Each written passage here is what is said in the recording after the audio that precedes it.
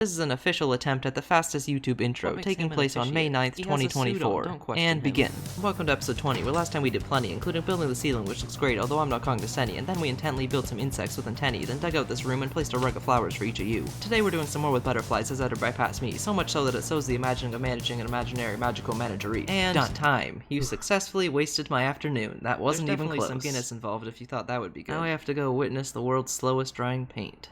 It'd be better than this. Believe it or not, today we're not doing any massive side projects, and instead spending the whole time working on my base, mainly this wall here, which I guess is still a massive side project. Before we start building some buildings, let's just add in a few more butterflies. Up until last episode, I never even planned on adding butterflies to my base, but now as you'll soon see, almost my entire base revolves around them, which I guess is a pretty good example of the butterfly effect. To make them a little more unique, instead of just using a single color like I've done so far, I'm gonna try mixing them together a bit. This first one is blue and yellow, which I think looks pretty sweet-ish. And once again we have a spawner underneath, so to keep my word of honor to make none of these spawners goners, let's build another platform. And this one's mainly going to be carrying flowers and pots, because why not? But we still need to connect the butterfly to the platform, so I'll use this really cool building technique where you use chickens and leads to make ropes. And there's the first one done. The next butterfly is going to have red, black, and white wings. Most of the ones I've built so far have had a pretty similar shape, so for this one I'm going to spread my wings and spread its wings, which also makes it look a lot better from above. This one's not going to be carrying anything underneath it, but I am going to have someone riding it. I was saddled for a while with how to do that, but I ended up settling for a saddle. As far as how you control them, you kind of don't, but to get to where you want to go, you show the butterfly a certain color before you take off, and it'll bring you to the spot that matches that color. And it was either that or you have to talk to it, which if you're being slightly annoying, which happens a lot around here, there's not much stopping the butterfly from aggressively closing its wings. But anyway, this guy has a purple block, so the butterfly will take him to this landing point. The landing point itself isn't really anything special, it's pretty much just a stick. But in order to call the butterflies from these points, I'm adding a big horn on the side. There's the first of many butterfly landing points done. And of course they're all gonna be the same, so expect some repetition.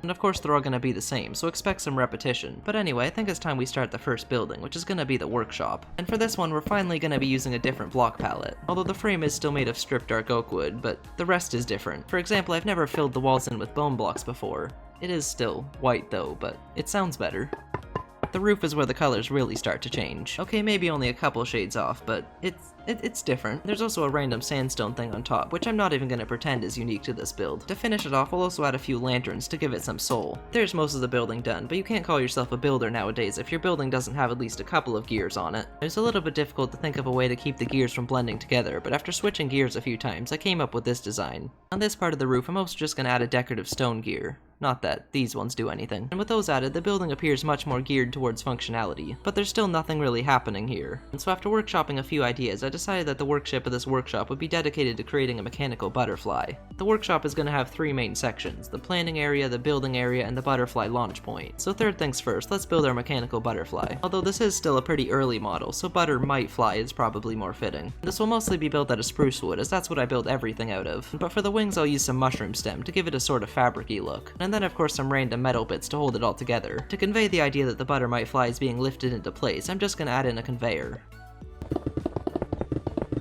There we go, so now I just need to attach it. So I'll use this really cool building technique where I use chickens and leads to make ropes. As far as how it's actually gonna fly, I wound up making it need to be wound up. So in the middle of the butter might fly, I'll add a small gear. And then from the conveyor, I'll add another gear that'll move along with it, winding it up as it goes. There's the mechanical butterfly done, but we still need all the mechanical stuff that powers that mechanical stuff. So on this side of the conveyor, I'll add a big wheel. Being in Minecraft, it would make sense to make this wheel square, but I'm just gonna cut a few corners and make it a circle. There we go. And then on the other side I'll add a few more wheels, which are used to turn the small gear below. Please ignore the chicken heads. And with those added, the wheels are really starting to turn on this project. But we still need the mechanical stuff that turns the mechanical stuff, which in turn powers the mechanical stuff. So I'll just add some belts onto the wheels that kinda just randomly come out of the wall. I'm not really sure where the wall is getting power from, but I guess it could just be interwallecular or van der Waal forces. Okay, that's the nerdiest joke I've had. But now the butter might fly launch point is finished, and in my unbiased opinion, I think it looks pretty good. However, this isn't their first try at making it fly, so underneath it I want to add some damage from previous attempts. And so I'm just going to remove part of this roof's corner and add on some chains to make it look like it's broken off. Then underneath I'll put a few broken pieces as well as a smashed soul lantern made from a flower pot and sea lanterns. It's kind of the opposite of groundbreaking, but I like it. And now it's time to build the interior, as I feel like this building's a little too big not to. Not that the biggest building has one. This outer section is the building area, so in it I want to have some machines making a butterfly wing. So let's start by just copying and pasting one of the wings, and then just flatten it out a bit. And like I said, the mushroom stem is meant to be some kind of fabric, so I'll have one machine holding it up while another one sews it in place. This first machine is basically just an arm, but it needs to be able to grab things, so I'll give it a hand by giving it a hand. And that looks alright, but to make it look a little better, I'll use this really cool building technique where you use fences to make joints, and then attach chickens and leads to make ropes. To make the sewing machine, I'll stack a few armor stands on top of an iron bar, and by putting some leather armor on them, I can also make it look like there's some sort of gear in the middle. And that looks pretty good, but it also seems kinda dangerous, so let's just add a warning sign so that there's no sewing during the sewing. To finish this room off, I'll add some belts everywhere, from the air to down there to the one by the stair. That's starting to sound like a song, I promise I won't be belting. We can also just add a small gear back here, cause why not, and then a few piles of wood, but not a lot. And there's the outer section finished. So now it's time to decorate the big room. But right now you can hardly call this a room, so let's just add in some walls, a floor, and a ceiling, which are commonly found in rooms. We're gonna be adding a few different things in here, but the main thing is going on this wall. I'm using a lot of this really cool building technique in order to make ropes, and one of the main ingredients for that is eggs. So last episode I built this pretty basic egg farm, but I don't want the chickens to have to be cooped up their whole lives, so I came up with this design where they get a little more exercise. Concern is an appropriate feeling right now. The whole workshop is being powered by these belts, but nothing really powering them. So I thought it'd be fun if we had the whole thing being powered by chickens running on a conveyor belt. But instead of just having them sit there, I wanted to actually have them running. So I got my nerd to do a bit of redstoning in order to make these trapdoors move around. And now if we flick this lever, the conveyor starts moving, and you'll notice some encouragement turns on as well. But before we bring in our fast food, I want to make this place look a little more friendly. So I'll use some blue and green paint to make a fake landscape, or as I like to call it, a faux foul field. And then to make this into an egg farm, which is kind of the whole point, I can add some hoppers into the conveyor belt. And now we're ready for the chickens. In order to keep the chickens in place, I'm just going to attach them to fences hidden behind the wall.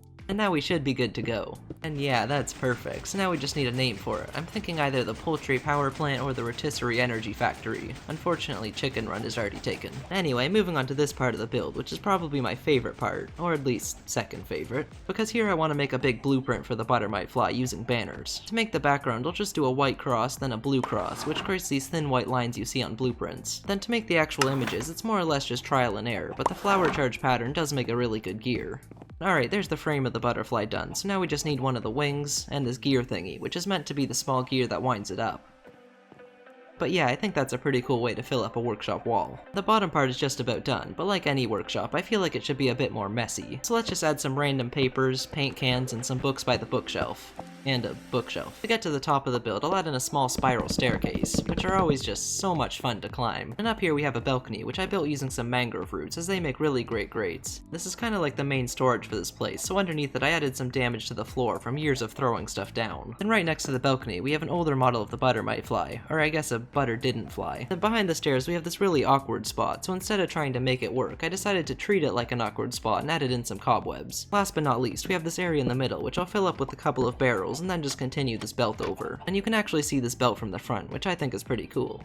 And by last but not least, I meant second last piece, as there's still one more thing I want to add. On the front of the build we have this balcony, and there's eventually going to be a butterfly landing point here, so I want to have a way to quickly get down. So for that I'll make a pulley system using some grindstones and an anvil for the counterweight. Then to make it look like it's being used, I'll use some pistons to push an armor stand onto the corner of this stair. There we go, and now it looks like he's in the air. Then I'll connect that to the pulley system using this really cool building technique where you use chickens and leads to make ropes. And there's the pulley system done, which I think is a fun little detail, although I wouldn't recommend standing here while it's in use. But when I said one more thing I want to add, I meant one more thing before the final act. Back here I'm adding a few piles of barrels and whatnot, which will also act as our storage for the egg farm. But anyway, there's the workshop finished, and it's definitely my new favorite of the buildings. Heading out the top of the workshop, we have this area up here, which will not only house the worker's house, but also the project that inspired the mechanical butterfly in the first place. One of the many butterflies that live here is missing a wing, so some of the craftsmen decided to take the butterfly and its missing wing under their wing and build a new one. But they didn't want to just wing it, so the project started out by experimenting with various fake wings. In order for the butterfly to both have a place to land and know when it needs to be worked on, I built this little contraption. And basically how it works is this leaf can open and close, so whenever the leaf lever is flicked and the leaf is lifted, the butterfly knows to come over. There's nothing really stopping the butterfly from ignoring it, but it's pretty responsible, or in other words, it's not very flightly. Alright, I've started by copying the design of the other butterflies, so now we can just go ahead and remove one of the wings. And with that, the project is really starting to take wing. Okay, that was a bit dark. Just like the other fake wings I've built, it's going to be made of a wooden frame and filled in with mushroom stem. And then to attach it to the butterfly, I'll use some signs. And that's a good start, but it still doesn't look like it's attached enough. So I'll use this really cool building technique where you use chickens and leads to make ropes. Yeah, that's much better. That's the butterfly done, so now all that's left is to build an area to store some replacement wings, which we don't really have room for at the moment, so let's just add on a little platform. That'll do. The first replacement is nothing special, it's mostly just, well, a space filler. But the second one is meant to be a newer model, which is being painted to match the other wing, also known as Project Aesthetic Prosthetic. And in order to actually move these wings, I'm just gonna add a little system above it, which can lift them up and carry them. That looks pretty good. I didn't want to add too much mechanical stuff around here, as it could disarm the butterfly. That's a poor choice of words. This area is pretty much done. All that's left to do is build a cart that can carry the wings from the platform and a few more random details.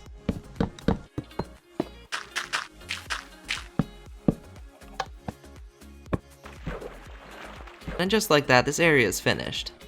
Overall, I think this was a really interesting and original idea, so much so that you could easily base a whole movie trilogy around the idea. Alright, we still need to build the worker's house, but I also kinda want to get started on the clothing shop, so this is probably a bad idea, but I'm gonna let you use a camera, and you can record yourself building the house. Don't make me regret it. Oh, you will. What? Down in this little cave is gonna be the place where all the clothes are made and sold. So over here I'll have a store, and then on this side there'll be a little work area to make all the clothes for the store. Yes, I am the better builder, thank you. Yeah, I can see that. I'm honestly not sure how he doesn't. But anyway, I'll build the frame of this building using stripped jungle wood, which will add a lot of visual interest considering it's not spruce or dark oak. Probably don't even need to check if he's, yep, more dark oak wood. He has absolutely no creativity. The left side of the building is done. I'm not sure how I want to do the rest of it yet, but I guess let's start by confronting the front. And since there's a lot of buildings down here, to show that a building doesn't have an interior, I'll have the door boarded up. So I'll put one board here, and then another borderline genius that my plan actually worked. But anyway, that's how I got him banned from 6 of the 7 seas. Alright, I've added the roof and all the random curves and details that go with it, because I guess that's what we do down here. Let's see how the other building is going. He knows that's off center, right? What an absolute inverted bamboo stair, a few lanterns, and then that should be it for the front. Oh, that's not centered. That's better. Oh wow, he's building a lot faster than I am. Don't tell him, but I think I'm just gonna cheat a little. And there's the shop done, including a window display to show off some of the clothes. So now we just need to build the area tailored for the tailors to work. Shop house just about done. He's pretty slow, so I guess I'll have time to fill this place in too. Starting with a little covering for the cart, using some more of this foreign block palette. There's the first thing covered. Wait, no, that wasn't supposed to be a pun. Great, now I'm turning into them and so and whatnot before dyeing them in the cauldrons. And there's the workstations done. This place is mainly known for its high quality t-shirts, so I think I'll call it the area of expertise. But on top of clothing, they also make banners. So to make it look like these are hanging up and drying on a clothesline, I'll use this really cool building technique where you use an oak pressure plate. The rope can be a little off if the chickens move, but overall that looks garbage and whatnot around the workshop to make it look really used. And since he's probably still not even close, I can add some stuff to the ceiling as well, starting with an old one of these carts. Wait, he cheated? Oh, that lying piece of shop finish, so now there's just 2 more details I want to add. The first is a tailor taking some measurements, which must be a pretty easy job considering they're all the exact same size. And then behind the banners I'll add some random barrels and a somewhat large amount of cauldrons and flowers. Oh, I was totally expecting to get cut off that, and then we have 2 of the wings on the ceiling as well. Actually, I guess you don't even know where these are from yet. Oh well, I don't mind ruining his video. It's actually a goal of mine. And with that, this area is done, which I guess means I have to go, so you might as well just stop watching. Alright, the clothing shop is finished, but the area around it is still pretty empty. And so to fix the area, I'm gonna turn this into a fun hangout place. The first net positive change I'm making is adding a basketball net, and around it we can wear down the ground a bit and add a few players. There we go. To make the balls, I think the best thing to use will be wither skeleton skulls, which I currently have none of. So let's just head over to a nether fortress and find some heads.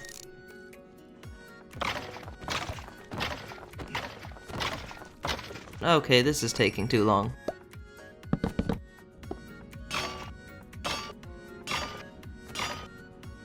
And there's our basket skull game done. The next activity is a little bit less safe. I think you can guess where this is going. Up top we're gonna have a few people ready to jump, and some cheering them on, which also makes this guy on the butterfly make a little more sense. But about halfway down I'm also gonna add a person already jumping, so to do that we can just put an armor stand on a glass pane to make it flow, and then flip it upside down so that it's diving. And we're also just gonna be applying Minecraft's fall damage rules to this, because yeah. Because people are constantly jumping from the middle of my base, or I guess base jumping, the butterflies obviously aren't going to want to be bringing them up over and over again. So over here I'll just add on a couple of ladders.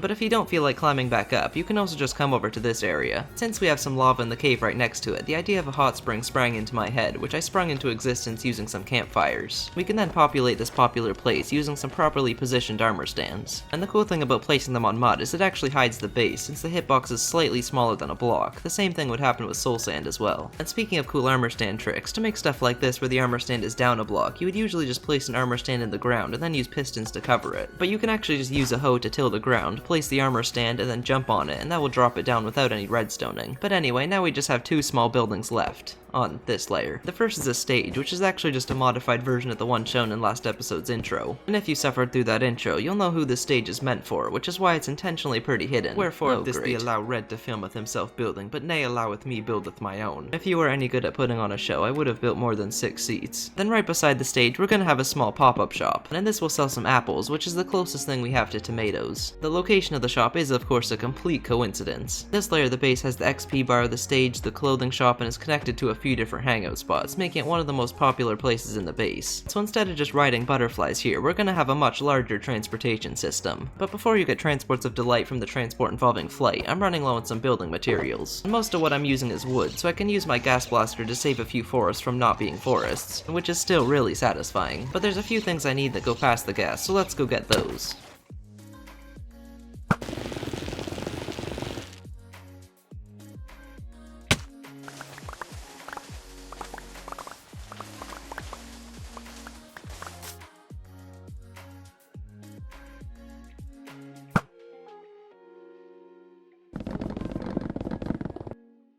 Okay, that might have been a little excessive considering I only needed a few stacks of dark oak wood, but yeah, that should be everything. To make the transportation system, I'll have 2 butterflies carrying a sort of sky boat. The first butterfly will be purple, this time with 2 wings so it doesn't need to hurple, and on the wings I'll have some blackstone buttons dispurpled. Butterfly number 2 is nothing new and will simply be blue. The boat will be light in weight but not in sight to keep it in flight without much might. On the bottom will adhere a gear to help them steer. This roof is red and partially blue. I haven't used this cool building technique yet, so I think it's time that I do.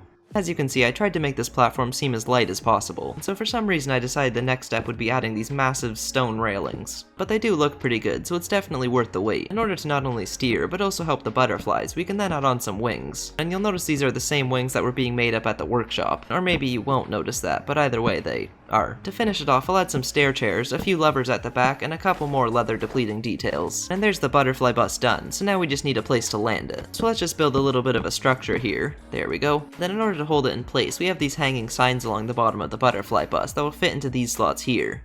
Or at least we can pretend that they would fit. When it's parking, the wings will fold up and this little bridge by the door will extend. So over here I'll add a small platform and gate that'll connect to that extending bridge. Then as soon as it leaves the station, we can use the gate to board off the board-made boarding platform. To decorate this area, we can place a few benches, a person waving goodbye, and then we just have to build the lampposts. And this is my favorite part, as I tried to make a lamppost that looks like each of the butterflies. So for this one I'll use black terracotta for the center, some crimson wood to make the purple wings, and then an open fence gate for the antennas. Then the other one will be the same, just with blue wings. And yeah, I think those look pretty good. There's the butterfly bus and station done, but as mentioned, it sort of transforms when it parks, so I thought it'd be cool if we built that version too. So I went ahead and rebuilt it in the water, which also makes the boat-like design make a lot more sense, because it's a boat. But boat boasting aside, we still need all the transformations. So I'll start by extending the bridge, and then we just need the lifted wings, which is a little easier said than done as they're made from slabs, and vertical slabs aren't a thing. So instead I'll just use some birch stairs, which are basically vertical slabs if you ignore all the non-vertical slabness. And since it's landed, the butterfly's flight capabilities don't need to be harnessed, so the butterflies are no longer harnessed. Then to finish it off, I'll have some people coming off the boat. It might be a little busy up close, but from a distance it looks pretty good. But having a boat in the river kinda makes the rest of the river look really empty. So I went back to my starter base to look at a few of the boat designs, thinking it'd be cool to sort of connect the bases in that way. But then I realized that the river's actually big enough to fit this boat in. I think you can see where this is going.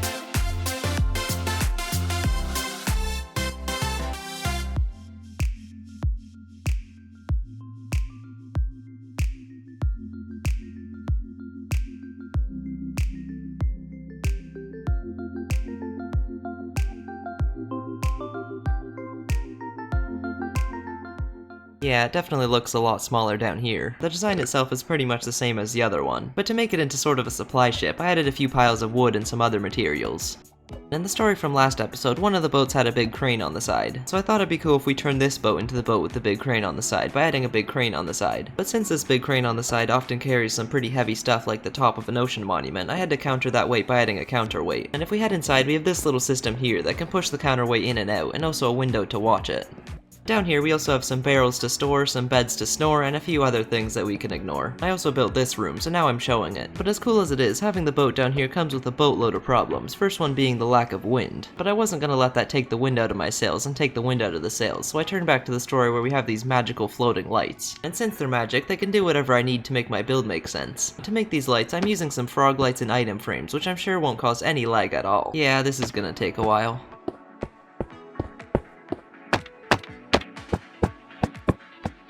And yeah, I think those ochre frog lights made this build a lot less mediocre. To show that the boat's being moved by magic and not wind, I also just dropped all the flags down.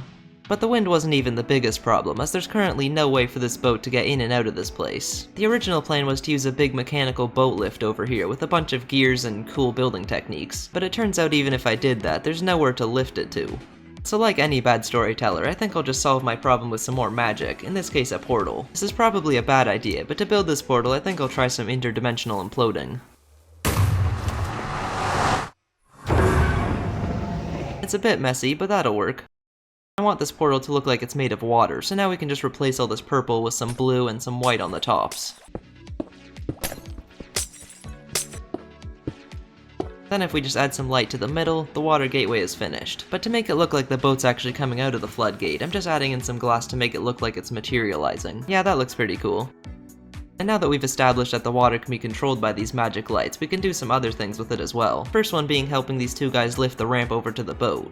Then on the other side of the base, I can use it to make one of my favorite of the smaller builds. So I'm starting by building a boat that's a little bit smaller than the one I just built, this one being a rowboat as it's actually meant for this place. But you'll notice the boat's in the air, as instead of rowing, this guy's riding the waves of change and is riding a wave for a change. I can then add in the lights that made the waves, and I'll have the guy sort of reaching out to them, which I think looks pretty cool. But my favorite part of this build is the second boat, with the guy that's a little bit annoyed that he still has to row. And you'll notice this is the same banner design as one of the ones hanging up at the clothing shop. And when I say you'll notice, of course I mean I'm forcing you to notice. Before we get back to building the buildings, I'm just gonna add in one more boat. This one's kinda like a mix between the butterfly bus and the small boat, using the striped roof from the bus and the boats in the boat from the small boat. And those boats not only make seats, but also 3 oars on each side, which help it to row the boat gently down the stream. That turned out pretty merrily. The next building we're building is the art gallery. And since this place is all about creativity, I decided to actually use some and use a different block palette. I think I can use at least a little bit of dark oak wood though. To fill in these walls a bit, I'll embrace my inner modern artist and cover it with some random swirls. Of course while wearing a curved pumpkin to make sure that there's very little thought put into it. Anyway, let's do the roof. I'll build it using mostly copper, which I guess is kind of a lot of copper when I'm only gonna see you periodically. That looks pretty good, but to make it a little more artsy, I'll throw on a bunch of random splotches of color, just like all the Instagram builders do. The first two are this orange color, using red sandstone and copper, which blends in really well. And then the third one will be this bluey purple color, using light blue terracotta and crimson wood. And actually I think purple is preferred for the purpose of playing the part of the upper purple. There, now I just need some shaders and it's ready for Instagram. This front section here is going to be filled with a bunch of windows. Although normal glass may seem like the clear choice, I thought it'd be cool if we carried the colors of the roof down into the windows. So we'll have a little bit of purple there, and then the rest will be blue and green for the copper. Heading inside, I thought I had to come up with a different design for this back wall, but it turns out there's actually a cave back here that almost perfectly fits the size of the wall. So that means I can just continue the window all around, which was really good planning by me. It also means we can include some orange in the window as well. To light this room up and to make it look a little more fancy, I decided to add in a chandelier. And if you want to learn how to make a chandelier like this, basically just make a cube of glass panes and then just start smashing it till it looks good. To finish this room, I'll add in a couple of easels, which you can make fairly easily using an armor stand, a fence gate, and a painting. There we go. The rest of the interior is going to have these red walls, because apparently I like forcing myself to cut down this disaster of a tree type. Then on these walls we can place a few paintings. I can even use some of the new ones, which are a part of the update that's definitely not out yet. Underneath each of them I'll also just add the painting name and the artist name, so I don't get sued. And then on this wall I'll display some map art. The first one is one my dad made in my starter base boat, which I'll appropriately name the boat. And then the other one is one I made for my brother for a Narnia thing, which I'll call the other boat. To finish it off, I'll add a couple of bed benches, and then a few flower pots with flowers that match the ceiling. The inside may be done now, but outside I thought it'd be cool if we did some more with the floating lights and had them create a display of their own. So I'll start by building the shape I want them to be in out of stone. There we go, and then we can just replace the stone with glass panes, add some item frames, and then the frog lights. From most angles it doesn't really look like anything, but if you head over to the front, you can see it slowly turn into a boat. Because the lights come by somewhat often, out front I'll add a viewing platform, so you can view them from a platform. Then on this platform we'll have someone looking out at the lights, and then in case you for some reason need a closer look at them, I'll add in a telescope. To make the telescope, I'll use 2 armor stands in a Twitter shape and put those into the floor. Then on top I'll have a lightning rod with a black glass pane on the front, and then an upside down tripwire hook on the back. And there's the art gallery done. It's definitely one of the more unique builds down here. Now we just have 2-ish buildings left, the first one being a flower shop, which we'll plant right here. Just like the workshop house, I'm once again using mainly jungle wood and terracotta for this one. And as far as the design goes, I'm incorporating many elements from the first of the side buildings. But what makes this build unique is the roof, as I'll have this lush cave sort of growing out onto it. So I'll put a little bit of moss here, and then Uno Moss massive moss here. We can then help the flip of the floor flourish by filling it with a flow of fresh flowers. Most of these flowers are just the normal, boring ones, but I do want to add one special one. Since this place is filled with butterflies, I thought I could add a plant that they like, and for that I chose milkweed. I tried many different blocks to get the right look and couldn't find any, so I was starting to get overcome with melancholy, but then melons called out to me. So I used those covered in glow lichen, which I think gives the right look. But to help it correlate with the real ones even more, we can use some coral. And all this green can look dull, so let's add some candles for the flower part of the plant. There we go. But if you've ever seen these in person, you'll know they like to release their fluffy seeds all over the place, so I'll make those using some cobwebs, which I don't have any of. So I guess I could try out the new weaving potion that drops them when you kill a mob. And for that I'll need a cobweb, so I'll just grab one of those real quick, making sure to keep the rest of them out of frame, otherwise this section of the video is pointless. There's currently about 80 different mobs in the game, so now I have the hard task of choosing which one to use it on.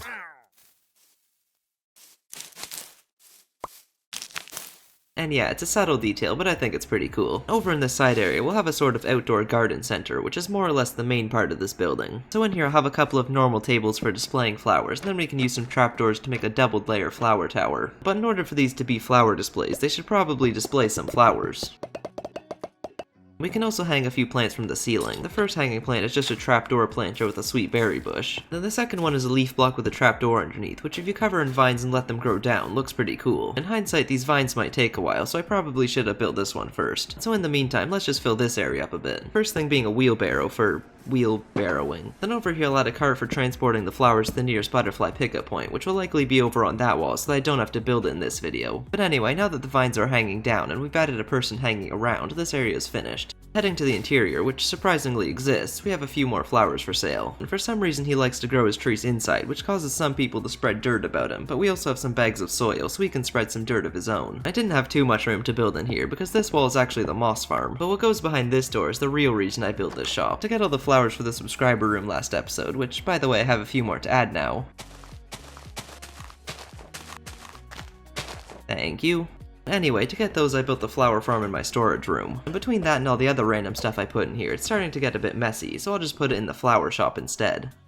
Everything else is staying though. And with that, the flower shop is done, meaning we just have 1.5 buildings remaining. The last main building is the Stonemasons, and this is one of my favorites as it makes reference to a lot of the other builds. Starting with the block palette, which makes reference to literally everything I've built. Although the color and style of most of the buildings are pretty similar, I am trying to spread out the roof colors. So since this area has a couple of red roofs around it, I'll use the bluey gray one I used for the workshop. Almost all the buildings have some kind of stone carving on them, so this being the place that made all of them, I decided to make its carving on the top a little over the top. Nothing too crazy, just a couple swirls as well as the tree carving from last episode kinda just randomly poking out of it. To carve a successful carving business, you'll of course need lots of materials to carve. So up front I'll have a little covering made of campfires with their fires relinquished becoming extinguished and some undistinguished but at least not undiminished posts to prevent it being languished. Someone really needs to take away my thesaurus. Anyway, under this covering I'll have a stone cutter and a few piles of various stones. The same exact stones that are being brought over by the boat. Then beside that we have one of the first concept designs for the snake statue before they eventually decided on that one. But now it's mostly just kept in case of another buttermite fly incident. And speaking of buttermite fly incidents, over here we have the stonemason carving out a corner of one of these roofs. This of course being a replacement for that one. Then behind that we have a little area where he carved into the wall in order to practice for the relief sculptures in the amethyst tree story room. This is probably a little too much information crammed into one video. The next thing is this butterfly carving, which you actually haven't seen yet, but we'll be seeing quite a bit, as there's going to be one of these on top of every butterfly pickup station. The station itself is intentionally pretty simple, so I'll probably have about 5 or 6 of them throughout the base, and I don't like building them that much. And these stations are made for this kind of transport. So inside we have a spare one of the platforms, as well as a harness for the butterfly. And to make the harness, I use this really cool building technique where you use chickens, and then in front of the station we have a little platform where the butterfly actually comes and picks it up, which is basically just a miniature version of the butterfly bus platform. And speaking of the butterfly bus, this station is ready to transport part of one of the railings in order to make another one. And just like that, the last building and a half are finished.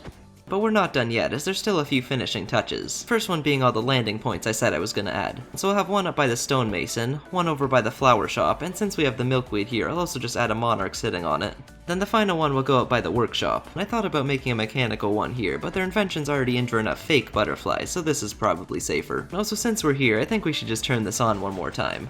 And no, there wasn't 6 chickens before, I don't know what you're talking about. Most of the buildings have a bunch of details and whatnot around them, but the wood shop is fairly plain. So the first thing I want to add is a totem pole. There we go. Yeah, that's not funny. To do that, we'll use some wood, because it's a wood shop, as well as some decorated pots. I tried to make each part of this represent something. The first is a person, because people live here. Then above that we have a guardian for obvious reasons, as well as a pickaxe to represent all the mining, of which there is a lot of. Then we have the stripped birch log slabs and anvil.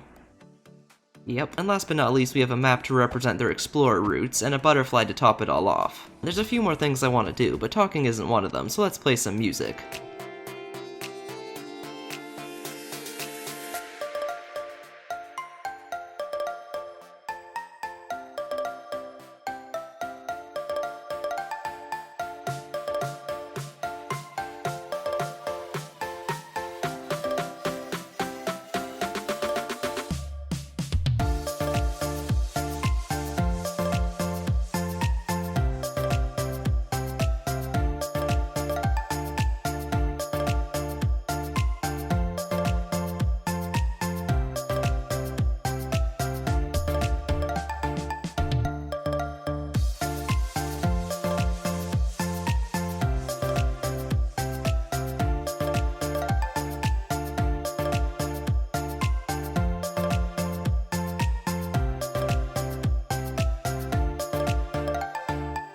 I honestly didn't think the torch spam was that noticeable at this scale, but if you compare it to the other walls, this definitely looks a lot cleaner. But with all the torches gone and the other details added on, this first wall is finally finished.